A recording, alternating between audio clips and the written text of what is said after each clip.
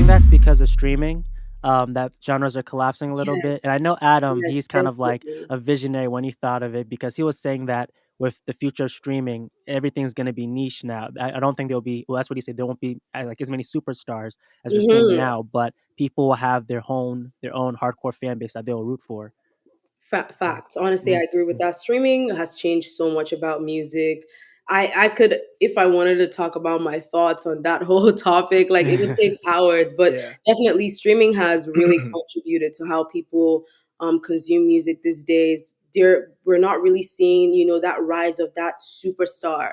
Mhm. Like people were arguing in rap really recently. Like if you go 10 years back, you had like Kendrick, Cole, Rocky, coming up all together during Mhm. the blog era, just having all these superstars emerge. And you can't really say the same, for right now, because Yeah. everything is just so niche. Everyone will have their own niche fan base. And because of streaming, you could just open Spotify or Apple Music and play whatever. Before you Yeah. actually had to be so interested that you were willing to, go to a store, spend money, Mhm. purchase, a CD or vinyl. So definitely different.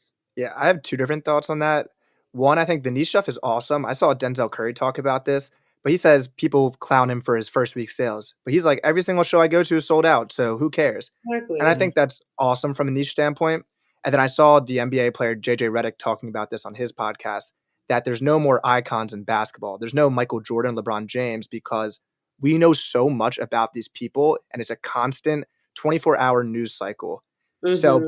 back then, the only way you saw the news was if you were listening to sports radio or if you were reading the newspaper. Now all you have to do is go on Twitter, and I know way too much about Joel Embiid's life. And it leads in the same way for artists.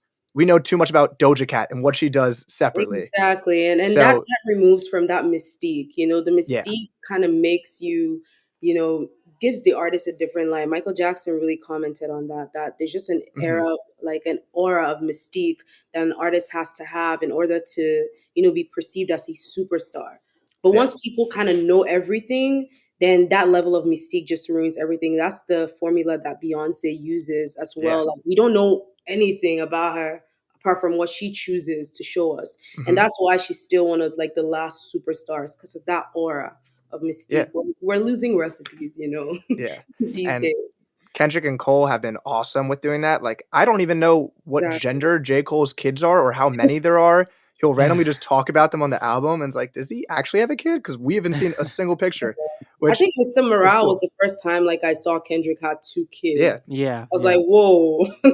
So yeah, it's fun. It's like I'm a big fan of the niche artists because I love niche artists. And I mean, we don't really need superstars anymore. And there's no more Hollywood superstars too, because we know too much about their We lives. And know you're like, way too much. oh, they're a blah blah blah politics supporter. I'm not a fan Mhm. of them anymore. Back then, you didn't hear anything. Didn't You didn't hear know anything. about it. True. But it's interesting how record labels will adapt to that, right? Because Yeah. these are the people who made the money. And although you don't care, I don't care, we don't care, right? But Yep. they need their money, right? They, Yep. they need to care. So how that's gonna work. And I'm also curious how many artists are gonna now shift to just being strictly independent, being away from a label. And like for example, Jordan Ward, and obviously is amazing. We talked about his NPR. Is he an independent artist currently? Hmm. I I don't know feel if like Jordan Ward is independent, but one artist I could say that is independent is Brent Fayez, and he's Mm-hmm. yes. been doing like his own Yeah. thing, and I think he's gonna be a blueprint for a lot of artists that just want to do their own thing but independent of the Hmm. whole label structure. So I Yeah. think he's a case study.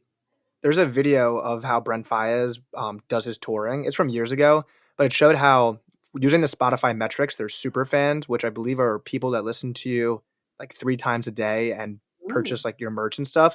So they use that to know how to do their tours. So okay, Chicago and Philadelphia, I have super fans, so I can do this venue in those towns. Compared to maybe in New York, I have a little bit less fans, so I do a smaller venue.